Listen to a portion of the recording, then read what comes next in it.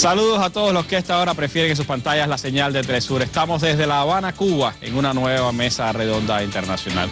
Hoy con el placer de compartir en nuestro espacio con el editorialista principal del diario La Jornada, el destacado periodista Pedro Miguel, a quien le doy la bienvenida acá en nuestro estudio, y estaremos mirando a un acontecimiento que ha sido centro de los debates de la Asamblea General de Naciones Unidas a partir del discurso de la mandataria brasileña Dilma Rousseff. El espionaje de los Estados Unidos contra el mundo, su impacto especialmente en nuestra región, el significado de las revelaciones que sobre ese espionaje se han dado en los últimos años y también un poco el papel de la prensa en todo este entramado. De eso estaremos hablando esta noche en nuestra mesa redonda internacional. Les propongo comenzar escuchando un fragmento de lo que decía ayer la mandataria brasileña Dilma Rousseff, para después estar hablando con Pedro Miguel sobre este tema.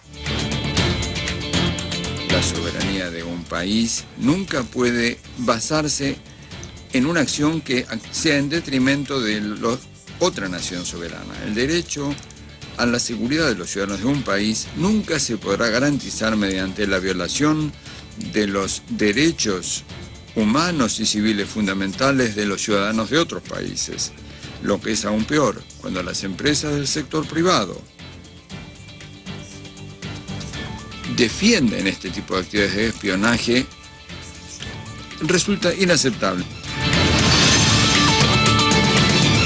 Como un suceso que ha causado indignación y repudio en la opinión pública alrededor del mundo, así calificó Dilma Rousseff ayer en Naciones Unidas el entramado de espionaje de Estados Unidos contra el mundo que ha sido revelado primero por Wikileaks a partir de las informaciones suministradas por Bradley Manning y ahora por Edward Snowden más recientemente. ¿Cómo Pedro Miguel valora este suceso, esta revelación del amplio entramado de espionaje que Estados Unidos desarrolla contra el mundo y la actitud que algunos países de América Latina han adoptado frente a este suceso?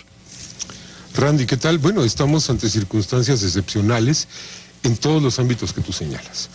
El primero es que tenemos la confirmación de lo que todos sabíamos, es decir, que éramos espiados, los gobernantes y los ciudadanos, los gobiernos y las empresas, las corporaciones del Estado, ¿no? Petrobras, los presidentes de la República, los candidatos, todos estamos sometidos a un espionaje absolutamente injustificable cuando se argumenta la seguridad nacional de Estados Unidos.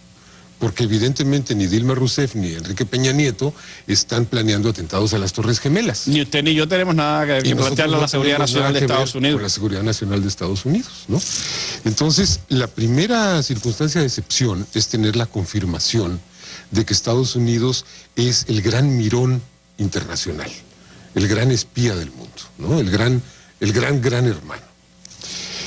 Y esto da lugar a una serie de sucesos diplomáticos, políticos de gran significación. Es decir, esta revelación deriva, por ejemplo, en el secuestro del presidente Evo Morales en cielos europeos. Deriva en algo que es insólito en la historia de la Organización de Estados Americanos, que es una condena de la Organización de Estados Americanos a la Unión Europea, seguida por una condena del Mercosur, del ALBA, ¿no? De la CELAM. Es decir, se viene una diplomacia latinoamericana que había sido la gran ausente de la arena internacional y empieza a hablar en voz alta. ¿Y qué le parece este hecho de que comience la Asamblea General de Naciones Unidas con el discurso de Dilma Rousseff precisamente en Estados Unidos diciéndole en su cara al gobierno norteamericano que esto es inadmisible para la comunidad internacional y además habiendo rechazado antes la visita oficial que debía hacer en el mes de octubre a Estados Unidos? Bueno, es otro hecho sin precedentes, que una mandataria de Brasil regañe al presidente de Estados Unidos. Es decir, en la Asamblea General de la ONU se habían escuchado discursos antiestadounidenses, desde luego, de Venezuela, de Irán, etcétera, pero nunca se había escuchado a un presidente que es inatacable por parte de los medios occidentales y de Estados Unidos. No se le puede atacar por la forma de gobierno, porque es una democracia impecable, no se le puede atacar por el lado económico, porque es un país plenamente capitalista, ¿no? Con una economía de mercado, y sin embargo, la máxima representante de ese Estado inatacable, con los argumentos de los medios occidentales, le pone una regañiza fenomenal al presidente de los Estados Unidos de América. Ese regaño son palabras, pero la diplomacia es un juego de saliva. Y sabemos que en la diplomacia y en la política la forma es contenido. Es decir, tenemos un contenido de enorme debilidad, de enorme vulnerabilidad de la presidencia de Estados Unidos. Me atrevo a pensar que por primera vez en muchísimo tiempo. Hay una debilidad, sin embargo, y a la vez palabras agresivas de ese gobierno de los Estados Unidos. Y hay toda esta perversa búsqueda de información por todo el mundo con este entramado de espionaje. Decía John Pilger, el destacado documentalista y periodista australiano, en un artículo reciente, que lo que está ocurriendo es un silencioso golpe de Estado militar en los Estados Unidos. ¿Considera usted que eso está pasando hoy ante la debilidad del presidente Barack Obama? No lo sé. Yo no me atrevería a llamarle golpe de Estado porque el hecho es que no sabemos, no tenemos las pruebas de cuál fue la actitud de la cúpula castrense de Estados Unidos, es decir, si ellos estaban impulsando a Obama a atacar o si lo estaban conteniendo.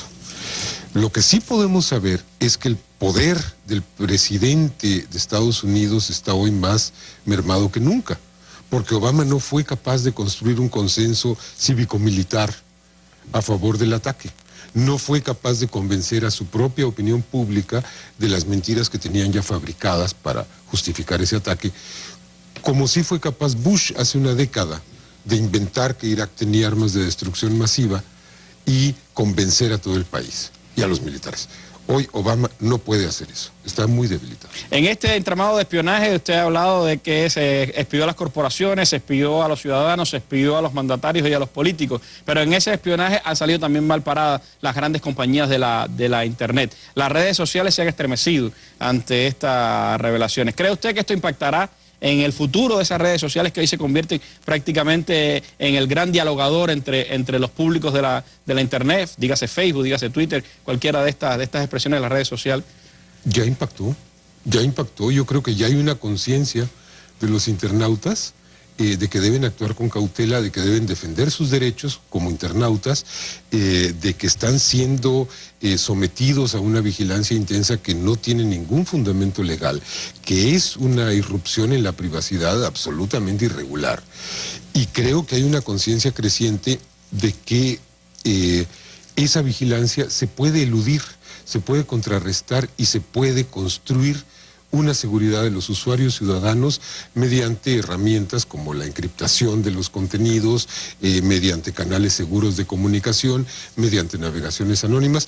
Hay toda una serie de herramientas generadas por el ámbito del software libre, del open source, todo esto, que permite a los usuarios evitar que Barack Obama se meta en su correo. Pero de esas alternativas, de lo que ha significado las revelaciones de Snowden, de Bradley Manning, el papel de Julian Assange, a quien usted entrevistó para el diario La Jornada, son temas que me gustaría continuar analizando aquí en nuestra mesa redonda. Vamos a hacer un breve alto y después regresamos para continuar conversando con Pedro Miguel, editorialista de La Jornada, aquí en nuestra mesa redonda internacional de Telesur.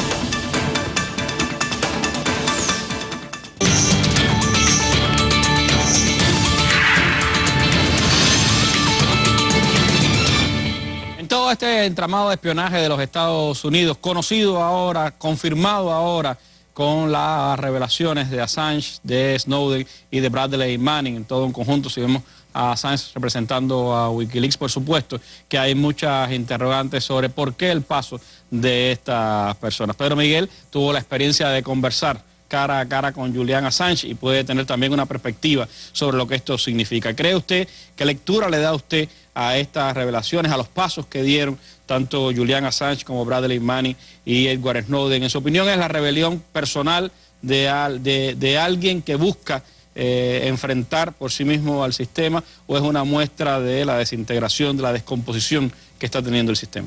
Son circunstancias distintas. La circunstancia de Bradley Manning es una circunstancia personal. de un muchacho que está en crisis y que al mismo tiempo se aferra a convicciones éticas muy básicas y se da cuenta de que hay crímenes de guerra que están siendo ocultados y decide revelarlos.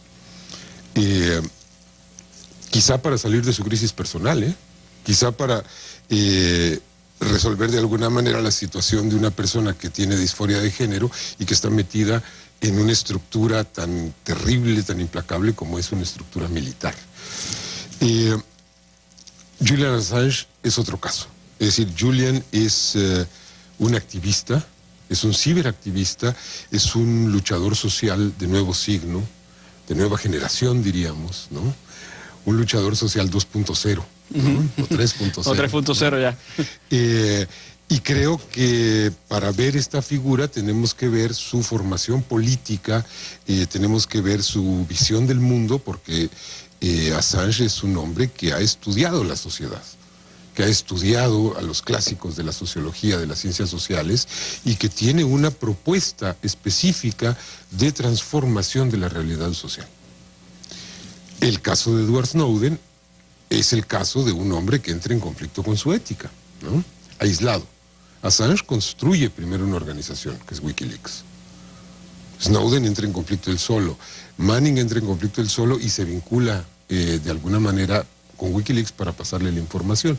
Son tres circunstancias aisladas, pero me parece que son las tres primeras manifestaciones. Yo no creo que vayan a ser las últimas, porque hay un caldo de cultivo favorable a estas revelaciones, o muchos caldos de cultivo favorables. Por un lado, las redes sociales, el surgimiento de las redes sociales, la posibilidad de tener un archivo de 50,000 páginas en un CD, en una memoria ROM, y pasarlas por red y difundirlas, ¿no? Pero también hay el hecho de la privatización de la inteligencia, que dispersa información estratégica confidencial en millones de operadores, técnicos, informáticos, analistas, etcétera, y que multiplica las posibilidades de la filtración, a mi modo de ver, para beneficio de las sociedades. De hecho, la NSA hoy su principal preocupación es tratar de eliminar a informáticos del camino, tratar de eliminar posibles fuentes de fuga de información en ese camino, y está construyendo un súper sofisticado centro de espionaje mundial, más grande 3 veces incluso que el Pentágono. Es decir, no es que las revelaciones vayan a acabar con ese espionaje, lo harán más sofisticado, con menos gente, pero más proactivo incluso que lo que está ocurriendo hoy. Ahora, en esa dinámica de lo que ha pasado, ¿cómo usted catalogaría ese fenómeno de Wikileaks? Es decir, Julian Assange construyó la organización, pero Wikileaks se convirtió en una especie de revelación para incluso la gran prensa. ¿Cómo ver a Wikileaks dentro del contexto de los medios de comunicación? ¿Es un medio de comunicación? ¿Es un suministrador de información para los medios de comunicación? ¿Cómo usted ve a Wikileaks? Creo que es un engrane en una comunicación, o yo diría en una información de nuevo tipo. De algún lado, Wikileaks opera como un suministrador de información en bruto, pero Wikileaks tiene también una visión editorial, esto no podemos perderlo de vista. No funciona simplemente como un canal mecánico, es decir, Wikileaks tiene una propuesta, una visión, una dirección de cómo hacer las cosas. Tal la tiene que la necesita para vincularse con otros medios, para proponer metodologías de trabajo, para apuntar en ciertas direcciones, para construir conjuntos de información, para catalogarla de una cierta forma, para validarla de otra cierta forma. Es decir, yo no me atrevería a decir que es un medio de información por sí mismo, pero sí es parte de un proceso informativo cada vez más complejo, que requiere del concurso de mucha fuerza de procesamiento noticioso, periodístico, para construir realidades, porque cuando tenemos que bucear en un universo de 50,000 documentos, llenos además de claves, de códigos, que es muy árida la lectura, pues se necesita un trabajo de colaboración entre Wikileaks, un periódico, una estación de radio. A La Jornada, por ejemplo, ¿qué le aportó esa relación con Wikileaks? Muchísimo. Una visión de México y del mundo que no teníamos y que procuramos compartir con nuestros lectores. Nos aportó Primero, el conocimiento de cómo opera la diplomacia de Estados Unidos en México. Segundo, de cómo opera la clase política mexicana hacia esa diplomacia. Tercero, de asuntos muy cruciales, muy específicos de la historia reciente de México, que podíamos sospechar pero que no teníamos confirmados. La absoluta ilegitimidad de la presidencia de Felipe Calderón. Felipe Calderón es impuesto en el cargo por la Embajada de Estados Unidos en México. Y tuvimos la evidencia porque el embajador en ese momento reportó cómo había llevado a cabo la injerencia en el proceso de sucesión entre Fox y Felipe Calderón. Cosas de esta magnitud. Y nos pudimos hacer un retrato del grado de proconsulado en el que han caído las instituciones políticas mexicanas con respecto a Estados Unidos. Ahora, a pesar de las diversas maneras en que se han expresado esas revelaciones, las de Snowden o las de Bradley Manning y el papel que ha jugado Wikileaks en todo este proceso, ¿no es un poco estas revelaciones una desvelación de la cara real del imperio, de su fachada real, de la verdad también como parte de esa fachada que se va desgajando de la cara del imperio? Sí, no.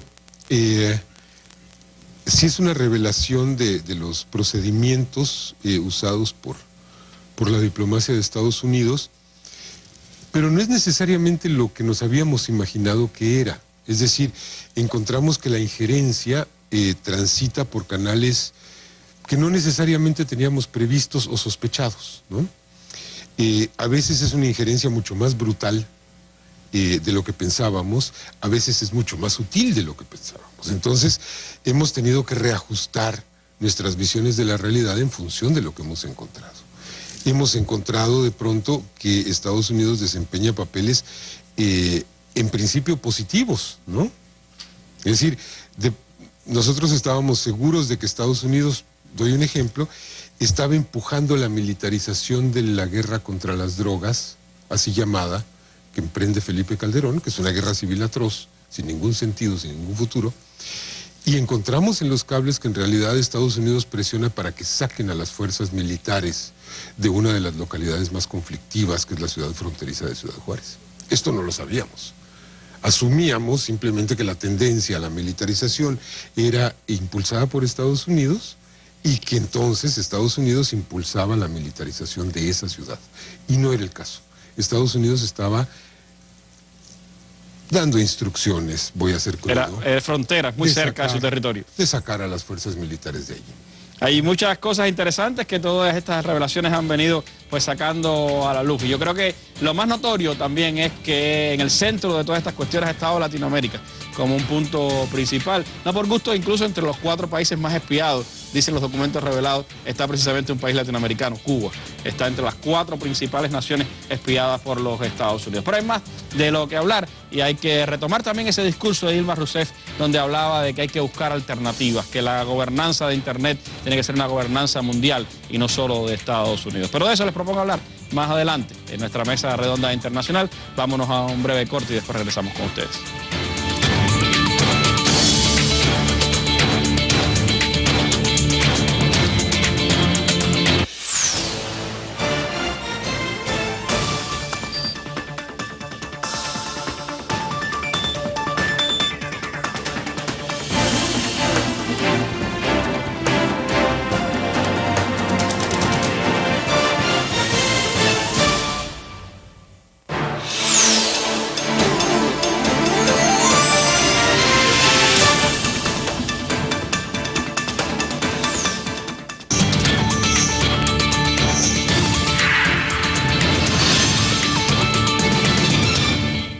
En su discurso ayer ante Naciones Unidas, la denuncia que hacía del espionaje norteamericano contra el mundo y en especial contra América Latina, la presidenta brasileña Dilma Rousseff pedía una abierta, multilateral y democrática gobernanza, gobierno de la Internet en el mundo que hoy está pues prácticamente sometida a los designios de los Estados Unidos. A la vez que se daba ese discurso de Dilma Rousseff, se revelaban noticias como que los países BRICS están desarrollando una infraestructura alternativa de red informática que se llama BRICS Cable. Brasil daba a conocer un amplio programa de desarrollo de sus redes internas y UNASUR ha estado hablando de la posibilidad de desarrollar una red regional entre los países miembros de ese entramado. ¿Cree Pedro Miguel que hay posibilidades en las condiciones actuales de establecer una alternativa al actual orden de la Internet, de buscar cómo contraponerse a ese espionaje total de los Estados Unidos? Por supuesto, es un asunto de voluntad política. Creo que le concierne tanto a los gobiernos como a las sociedades, ¿eh? Es decir, los gobiernos son las únicas instancias que son capaces de poner backbones, es decir, grandes tubos de información masiva. Quizá puedan hacerlo algunas corporaciones de América Latina. Yo confiaría menos en las corporaciones por el hecho simple de que las corporaciones van a estar siempre orientadas por el interés mercantil y van a estar siempre al servicio del mejor postor. Esto es inevitable. Pensaría en estructuras de Estado para crear la parte técnica, la obra negra de la Internet. Pero también necesitamos que las sociedades la pueblen. Necesitamos que las sociedades generen tejido social internético. Y en este sentido me parece muy interesante, junto con la experiencia brasileña, en colaboración con el grupo BRICS, la experiencia argentina. Resulta que hay un grupo de peronistas argentinos que ha creado una alternativa a Facebook, que se llama Face Popular. Bueno, también depende de que los usuarios de Facebook nos atrevamos a emigrar, a dejar sola a esa empresa que se ha dedicado a venderle nuestra información privada a las corporaciones comerciales y a las corporaciones de espionaje y mudarnos a Face Popular, por ejemplo, ¿no? Todos los internautas de América Latina que estamos en Facebook, vámonos a ese Face argentino. No perdemos nada, podemos ganar mucho. Hay que ponerle también contenido a esa alternativa. Es decir, no es solo crear la infraestructura tecnológica, no, claro, sino el contenido, que todavía en buena parte de la Internet, en un porcentaje elevadísimo, sigue estando emitido desde los grandes centros de poder y especialmente desde los Estados Unidos. Siguen siendo los grandes dueños del contenido en la Internet. Sí, pero porque nosotros lo hemos permitido, ¿eh? Es decir, aquí sí interviene el grado de participación social que se logre, el poder desbancar el poderío estadounidense en Internet, la predominancia de Estados Unidos en Internet. Tenemos que incorporar a la gente, hacer conciencia de que hay formas no comerciales, no mercantiles, no asociadas al control policial, viables en Internet. Tenemos que incorporar a los internautas cubanos a esta historia, ¿no? Tenemos que crear redes entre nosotros, transnacionales entre las naciones del continente.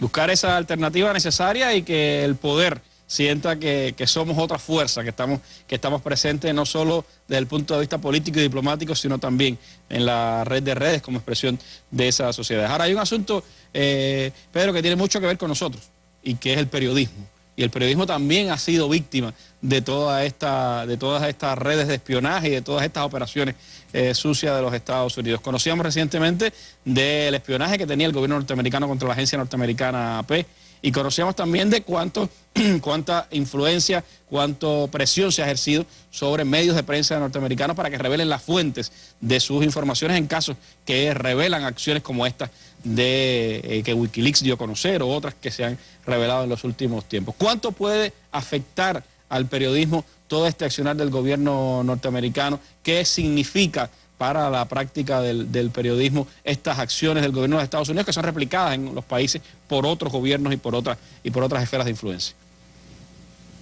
Significa lo que estemos dispuestos a tolerar que signifique.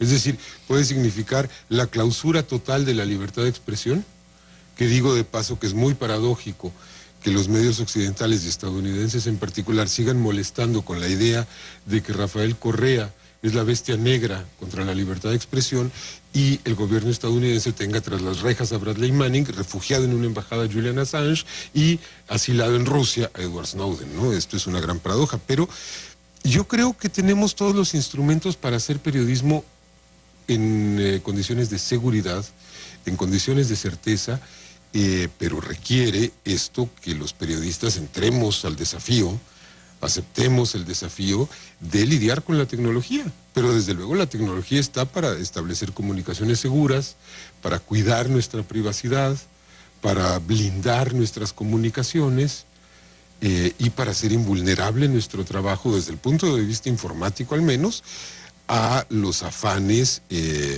voyeuristas, morbosos, perversos, policiales y opresivos de todo este aparato de seguridad. Una profesión cada vez más peligrosa, la del periodista. Y en México, por un lado, el narcotráfico, por el otro, pues el espionaje. En Estados Unidos, las presiones del gobierno, y así en muchos lugares del mundo, el periodismo se convierte cada vez en una profesión mucho más peligrosa. Lo es en la medida en que hemos permitido que lo sea. A mí me parece que si fuéramos capaces todos los medios un día de aparecer con la portada negra el día que en México maten al próximo periodista, el poder, sea el poder del narcotráfico, sea el poder del Estado, sea el poder de quien sea, se la pensaría dos veces. Tenemos que avanzar en este trabajo. Peligrosa pero apasionante, y por eso la seguimos practicando. Muchísimas gracias, Pedro, por haber estado con nosotros esta noche. Sé que vas a estar en estos días en La Habana y quizás te volvamos a tener en otra oportunidad por acá para hablar de tu país, de México, de lo que está ocurriendo bien interesante ahí en esa nación. Por lo pronto te despido y te agradezco, y a ustedes los invito a que nos sigan acompañando aquí todas las noches de lunes a viernes en las mesas redondas internacionales para seguir mirando con los ojos del sur los grandes acontecimientos de América Latina y del mundo. Muy buenas noches.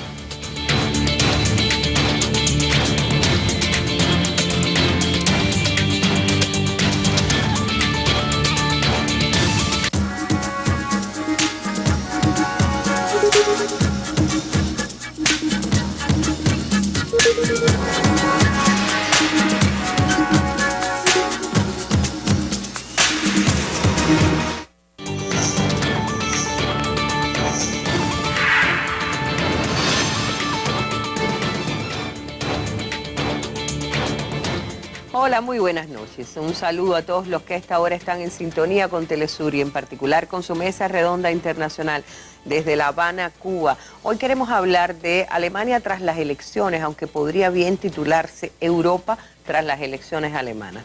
De tal modo impacta lo que sucede en Alemania que habría necesariamente que hablar del panorama europeo en su conjunto. Por eso hemos invitado a dos especialistas en temas relacionados con Europa y en particular con las finanzas. El caso de la doctora Gladys Hernández, investigadora del Centro de Investigaciones de la Economía Mundial CIEN de La Habana, y también con el especialista Leider Rodríguez, que es profesor del Instituto Superior de Relaciones Internacionales de la capital cubana. La bienvenida a ambos con un breve material introductorio para volver y poner el tema sobre la mesa.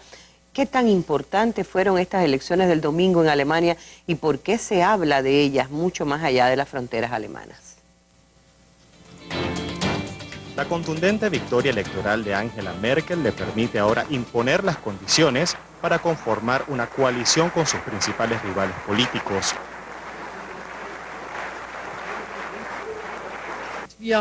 Nosotros, los conservadores, tenemos una clara orden de conformar un gobierno. Alemania necesita un gobierno estable y es por esto que lo vamos a hacer.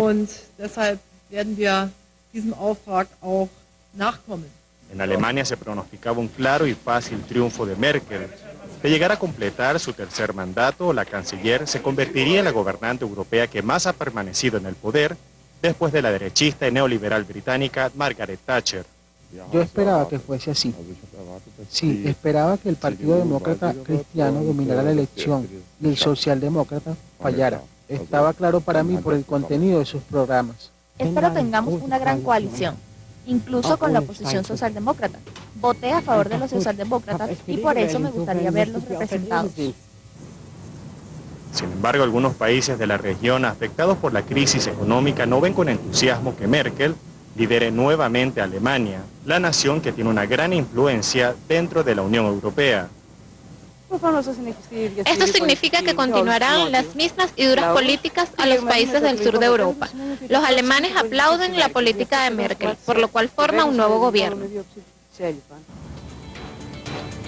El gobernante partido Unión Demócrata Cristiana obtuvo 41.5% de votos, según resultados oficiales.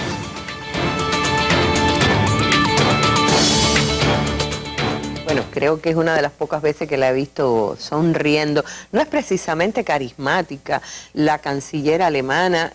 Bueno, a lo mejor debe ser porque uno no habla el alemán y no la ha escuchado, pero no lo parece. Se habla incluso de un pragmatismo de estas elecciones que estaban tan cantadas, que se sabía siempre que iba a reelegirse la Merkel tras 8 años de buenos resultados para Alemania. ¿Por qué tantas miradas sobre las elecciones alemanas, Leide, según tu opinión? Sí, en mi opinión se ha producido una reconfiguración del panorama interno político alemán porque la Unión Democrática Cristiana se esperaba que ganara la elección. Sin embargo, ha tenido ahora un voto mayoritario, prácticamente alcanza la mayoría absoluta. Lo más inesperado ha sido que la población alemana no ha votado por el Partido Liberal Demócrata, que es una fuerza política que después de la Segunda Guerra Mundial ha estado en el gobierno con una política conservadora. En los últimos años obligando a hacer alianzas a la propia obligando Merkel. A hacer alianzas a la propia Merkel y incluso a gobiernos anteriores. Sin embargo, ahora no aparece esta fuerza, por lo que parece indicar que uno de los desafíos que va a tener la Merkel es buscar un nuevo socio, un aliado para conformar gobierno en el Parlamento, en la Cámara que baja. Se constituye el 22 de octubre. Esto indicaría un giro en la política alemana hacia la izquierda y hacia la derecha. Me parece que está teniendo lugar un cambio allí importante político en la sociedad alemana, que no quieren seguir con una política neoliberal más dura, sino que prácticamente han obligado, según las encuestas, a que ahora la Merkel tenga que mirar hacia los socialdemócratas. Los socialdemócratas tienen un programa muy parecido, conservador, neoliberal, pero son un poco más moderados que el Partido Liberal Demócrata, que es aún más neoliberal. Que una izquierda se aliara con ella, se descarta. Se descarta, más bien ella trataría de buscar también diálogo con los verdes, no así con la izquierda radical, Die Linke, que está completamente contra el programa neoliberal y tiene serias diferencias en política de defensa y en política internacional, tanto con los socialdemócratas que con los partidos conservadores. Bueno, me gustaría oír un poquito la opinión de Gladys y ya, digamos que avanzando mucho este segmento, la economía pesó muchísimo en la decisión de los alemanes, en esa decisión cantada. De los votantes. ¿Les va muy bien? ¿Es muy buena la economía alemana o es que es tan mal el resto de Europa que la alemana se ve bien? Bueno, realmente la consigna que ella esgrime durante toda la campaña de las elecciones es precisamente que Alemania va bien. Esa va a ser la frase, digamos, que preside su discurso económico, en el sentido de que efectivamente Alemania muestra una serie de estadísticas interesantes. Por ejemplo, dentro de la crisis actual, presionada por todas las grandes transformaciones de la crisis global y por todas las grandes transformaciones que tienen lugar en Europa, Alemania se observa en este momento un ligero crecimiento del 0,7% para el último trimestre del año. Esto, lógicamente, se convierte en un elemento estratégico para Alemania porque se considera que Alemania es la locomotora europea, de la misma forma que Estados Unidos lo puede ser a nivel mundial. En el caso específico de Alemania tiene un peso extraordinario. Las tasas de desempleo alemán, otras veces hemos comentado este tema, son las más bajas en los últimos 20 años, 5% de desempleo, y si usted lo compara con las cifras de desempleo de España, de Portugal, de Grecia incluso, bueno, pues obtienes que lógicamente estos alemanes que votaron por Merkel están apostando a este tipo de transformación económica que ella ha estado aplicando en los últimos 5 años de la crisis. Muy importante el peso que tiene, el peso que le han dado, digamos, las reformas financieras al interior de Alemania, las inversiones que se han hecho para la pequeña y la mediana empresa, el papel que ha tenido en estos últimos años la asistencia directa del Estado a esta pequeña y a esta mediana empresa. Eso no se observa en el resto de Europa, es muy difícil. Por eso se dice que las reformas en Alemania han transcurrido de una forma que ha logrado disminuir el costo de la crisis, mientras que para el resto de Europa ella nos está imponiendo austeridad. Claro, vamos a volver con este tema. Quiero precisar algunos detalles en relación con... Alguien comparaba, en parte del reportaje de inicio, veíamos que algunos han tendido a comparar el tiempo de la Merkel con el de la Thatcher, y tendría algo que ver con los estilos de gobernar, hasta qué punto un liderazgo europeo. De eso vamos a hablar ahora a propósito de la crisis económica europea y el papel alemán. Algunos hablan incluso de la Europa alemana. Bueno, de eso vamos a hablar en el próximo segmento. Siga con nosotros solo por Telesur.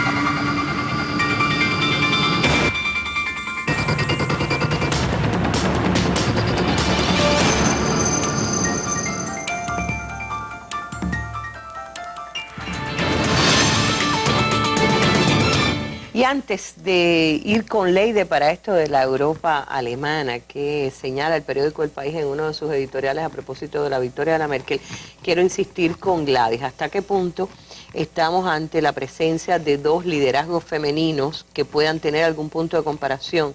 Decías tú que la austeridad ya se la ha propuesto a otros, pero no, Alemania no ha tenido política de austeridad igual. Podríamos decir que no es tan así. O sea, hay una serie de medidas de austeridad al interior de Alemania que pudiéramos comentarlas, pero nunca van a ser tan dramáticas como lo que está imponiendo al interior de la Unión Europea y como las que ha hecho que el Fondo Monetario Internacional le imponga a muchos de los países europeos. Pero bueno, realmente es una comparación interesante. Cuando dices, perdóname Gladys, cuando dices que ella ha hecho que se imponga, cuando ha dicho que ha impuesto, ¿hasta qué punto es, qué virtualidad tiene una canciller alemana, que es la jefa de Estado, para decidir políticas de otros países europeos? Pudiéramos decir que estás en presencia la economía como tal. Volvemos al tema de la economía. Tienes a la economía más importante de la región dictando y concediendo enormes volúmenes de financiamiento a la solución de los problemas de la crisis de otros países dentro del contexto de la Unión Europea. Por eso manda. Por eso manda, por eso hasta cierto punto ejerce presión, influencia, tiene una determinante acción en la toma de decisiones dentro del contexto de la Unión Europea, específicamente al interior de los 17, los originales, y en estos momentos eso se extiende también para esa Europa incrementada, y lógicamente está respaldando una serie de intereses de sus intereses nacionales. Son sus intereses nacionales sobre la mesa. De ahí que en el plano internacional, en ese plano europeo, la Merkel plantea, por ejemplo, no llegar a una solución de la deuda soberana europea a partir de hacer comunes el costo de esa deuda. O sea, Alemania no tiene que pagar esa deuda internacional. De ahí la solución que se le dio al caso de Chipre, lo hemos discutido en otro momento. Chipre tenía que reunir una parte del capital que necesitaba para pagar el costo de ese financiamiento que se le dio. Y así una serie de decisiones que tienen un carácter interno, que defienden sus intereses. Decíamos que porque gana Merkel porque respalda los intereses alemanes, porque mantiene una política interesante interna y externa, donde el riesgo es poco, el experimento nacional es poco al interior de Alemania, y por tanto cuenta también con un nivel de flexibilización desde el punto de vista ideológico, porque entra a jugar con todos estos partidos, entra a jugar con todos los intereses de esa sociedad, y lógicamente ese 73% de alemanes, o 74%, en algunos casos se dice que fue el apoyo que recibió, están viendo en ella un representante genuino para en estos momentos difíciles de crisis. Claro, y detrás de eso no estaría como un retorno del nacionalismo alemán, bueno, aunque no se exprese, digamos. En realidad en estas elecciones sí hay expresiones de un retorno al extremismo político y al nacionalismo alemán. Por ejemplo, hay un partido, Alternativa para Alemania, precisamente, que tiene un sentimiento antieuropeo. y un sentimiento también contra la construcción. Que dice, no ayuden a Europa. Claro, y contra el euro. Entonces son posiciones extremistas y también nacionalistas. Lo que pasa es que también la mayoría del pueblo alemán lo que quiere es un cambio de imagen de Alemania. Es decir, la Unión Europea se construyó en sus inicios para evitar el fuerte poderío de Alemania, ¿no? Lo que había sucedido en la Primera Guerra Mundial, los resultados de esa guerra, la Segunda Guerra Mundial, y ahora ellos quieren participar en la construcción europea. Es decir, es paradójico que lo que se construyó para frenar el poder alemán en el plano militar y económico, hoy ha impulsado al poder alemán. Es prácticamente una contradicción con respecto a la historia, y ahora Alemania es prácticamente la Unión Europea, es el motor económico y político de la Unión Europea. El país habla de la Europa alemana. De la Europa alemana. ¿Qué quiere decir la Europa alemana? La Europa alemana es la Europa que se está construyendo bajo las iniciativas políticas, incluso económicas y financieras de la propia Alemania, porque es la única economía que crece. Es el resultado de un cambio de correlación de fuerza al interior de Europa, en que Alemania, a partir de la absorción y la anexión de la Alemania democrática por la Alemania federal, emerge como la principal potencia económica, demográfica y también política, construyéndose prácticamente un imperio económico alemán. Se habla de un imperio económico porque mientras que Alemania es más fuerte en lo económico y en lo político, los demás estados de la periferia europea entonces son más débiles, pierden soberanía, pierden capacidad, es decir, que son más pobres respecto a la Alemania, que es el centro. La propia Francia está preocupada de cómo va a negociar con Alemania en las nuevas condiciones, porque Francia está prácticamente entrando ya en crisis y en recesión económica. Es decir, que todos los demás estados dependen de la iniciativa que va a tomar la Merkel para darle un impulso a la construcción europea. Sí, Gladys, ¿y eso significaría que vamos a asistir a un nuevo periodo de la Merkel de mucho más liderazgo a nivel europeo? ¿Crees tú que la tendencia sería esa? Yo diría que sí, y lo que hasta ahora no se ha hecho evidente, porque hasta ahora han sido muy conservadores en relación a decir qué va a suceder con Europa, porque era necesario ganar en las elecciones. O sea, uno de los elementos acerca de una perspectiva de qué va a hacer Alemania en el contexto europeo no ha sido hablada, porque realmente era necesario garantizar que las elecciones fueran exitosas. Pero bueno, algunos especialistas dicen que ahora se tienen que amarrar el cinturón, porque son 4 años más donde no va a cambiar mucho, digamos, esos principios de austeridad que en un momento determinado Alemania ha impuesto, ha exigido que se adopten, incluso con condicionamientos adicionales a los que nunca se habían visto, y en ese sentido, lógicamente, no va a haber 4 años ahora para que Europa se recupere. Ese no es el objetivo es realmente centrarse en aquellas cosas que han sido positivas hasta ahora. Lo que pasa es que nos están contando, lógicamente, con toda la ola de respuesta social que puede dar este programa de austeridad. Otras regiones del mundo ya han pasado por esa etapa. Que así como impacta lo que ocurre en Alemania al resto de Europa, puede ese revertirse y en un momento determinado, que puede ser en los próximos 4 años mismos, darse que Alemania sea impactada por la crisis en el resto de Europa. Vamos a corte y a la vuelta quiero profundizar sobre esto, porque también en la prensa europea hay muchos titulares que hablan del triunfo del modelo alemán. ¿Se extenderá? ¿Hasta qué punto lo que hemos visto este domingo en Alemania podría ser un modelo a copiar con el resto de Europa? ¿Pueden las otras naciones europeas hacerlo? Seguimos hablando en nuestra mesa redonda hoy de Alemania tras las elecciones. Decía yo que más que Alemania, Europa tras las elecciones alemanas. Siga con nosotros solo por Telesur.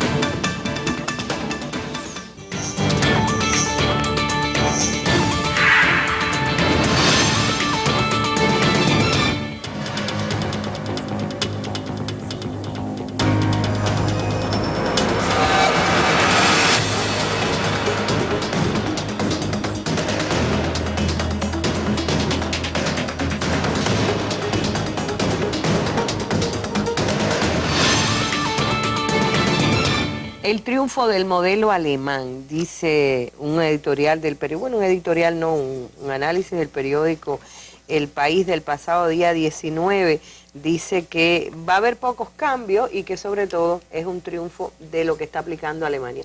Si Alemania ha demostrado que se puede mantener una economía próspera y sostenidamente próspera en Europa, ¿por qué los otros países no? Es que lo que ella ha impuesto, ya sé que la austeridad que le ha impuesto a otros no se le ha impuesto a su propio país, pero ¿hasta qué punto podrían tomar ejemplo alemán? Las otras naciones tienen condiciones para hacerlo. O sea, hay una serie de características del desarrollo económico alemán que tipifican ese modelo económico alemán, como puede ser el desarrollo de la pequeña y la mediana empresa. Lo que comentabas ahorita. El financiamiento que se le brinda a esa pequeña y esa mediana empresa históricamente. El hecho de que esa pequeña y mediana empresa garantice el 70% del desarrollo industrial de Alemania, donde si bien hay un desarrollo del sector financiero, sigue siendo el sector industrial uno de los sectores más importantes. Por eso, en ese contexto, cuando lo trasladamos a una Europa donde se observa una desindustrialización, donde se observa una presión de los bancos y del financiamiento en función de la especulación financiera y no en función del desarrollo industrial, pues lógicamente Europa tiene determinadas condiciones en este momento que no son las que ha observado Alemania en medio de la crisis.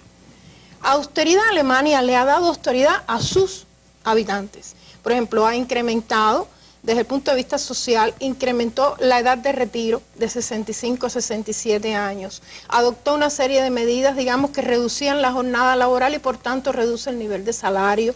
Sí ha habido medidas, pero nunca con la magnitud que un programa del Fondo Monetario Internacional llegó a Grecia, ha llegado a Chipre, ha llegado a España, ha llegado a Portugal. O sea, hay diferentes niveles de austeridad que nunca han sido lo mismo. Yo no diría que Europa pudiera repetir lo que ha hecho Alemania, porque realmente eso tiene que ver con las condiciones específicas de desarrollo de cada país. Pero también hay un factor elemental, que es el gasto fiscal. El gasto fiscal en cualquier país define desarrollo económico, inversiones. Si desde el centro de la Unión Europea, desde las autoridades de la Unión Europea, se está exigiendo un mayor recorte de los gastos fiscales, un mayor recorte de la inversión, ¿hacia dónde va la Europa? ¿Eso es lo que va a hacer Merkel? ¿Eso es lo que va a hacer Merkel con Alemania? No, pero sí se lo va a exigir al resto de las economías. Ya están hablando de otro paquete de ayuda para Grecia.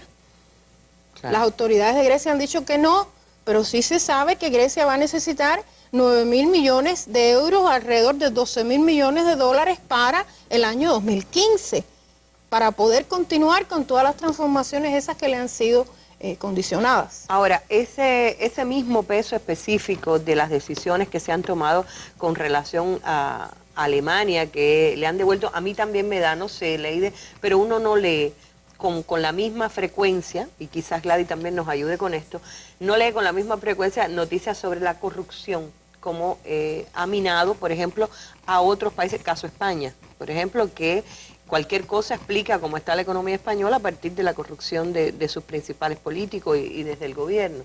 En el caso alemán, ellos han estado libres de ese gran flagelo que tiene hoy la economía a nivel planetario. En realidad, casos de corrupción ocurren a diario en toda la Europa capitalista. Lo que pasa es que en Alemania hay una cuestión que tiene que ver con su organización, con la idiosincrasia y las características de los alemanes y la disciplina, y que los casos de corrupción también son fuertemente penados.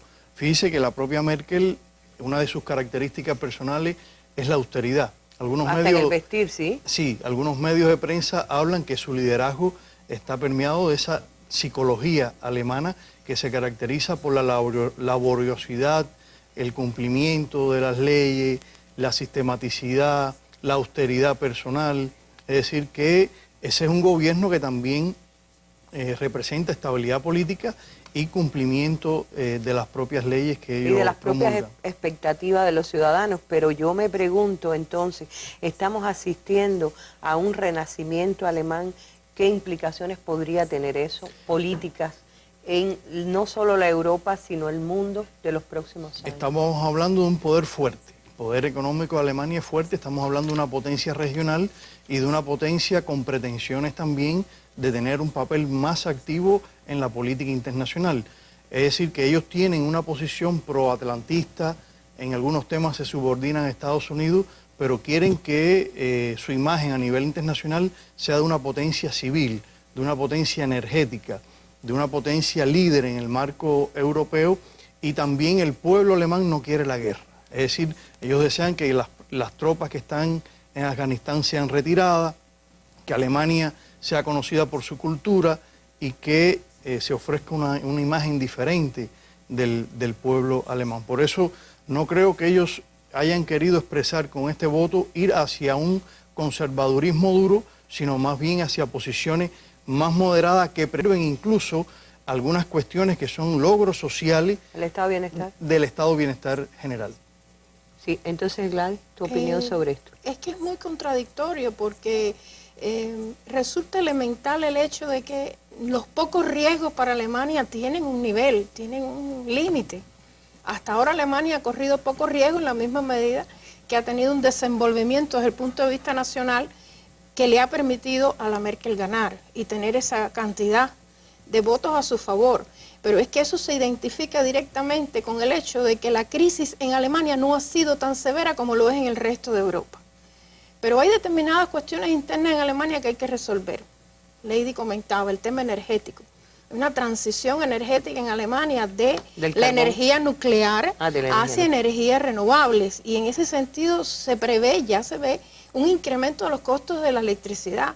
Por tanto, los costos de producción tenderán a incrementarse. Otro elemento importante en ese sentido son los temas pendientes en el sector financiero. Muchos de los alemanes cuestionan realmente el tratamiento que se ha dado al sector financiero en Alemania, cómo se ha producido un incremento de las desigualdades también en Alemania, en la misma medida que todo este sector financiero también ha salido ganando y sin embargo se han reducido un importante volumen de salarios nominales en el país. O sea, Alemania tendrá que resolver sus problemas para poder seguir ocupando también ese papel estratégico que tiene ahora. Es decir, que la locomotora va bien, pero no quiere decir que la locomotora es perfecta. Se me acabó el tiempo. ¿Tú querías decir sí, claro, hay un 30% de la población que no votó, abstencionismo también. Claro. Es decir, que hay un 74%, un 70% de participación, pero hay un 30% de la población que es importante. Que no era tradición. Es decir, Alemania sí, siempre hubo un claro, que no ha votado, y de eso no hablan los medios, las grandes corporaciones de la información. Quizás nos debemos este análisis. Les agradezco a los dos, pero por lo pronto me quedo con esa conclusión a priori. Alemania, que ya algunos quieren poner, acercándola a niveles de decisión internacional, como cuando se habla del Consejo de Seguridad 5+1, poniendo a Alemania a tomar decisiones cuando su apartamiento o no haber estado en ella tiene mucho que ver con la historia reciente del siglo XX, pues hemos llegado aquí a esa pequeña conclusión que puede ser el principio de otro análisis posterior. La locomotora va bien, pero no hay que confiarse demasiado y en cualquier caso la crisis que la rodea puede también hacer mella en este tremendo tren alemán. A ustedes gracias por haber atendido otra vez la Mesa Redonda Internacional, un encuentro mañana a esta misma hora. Muy buenas noches.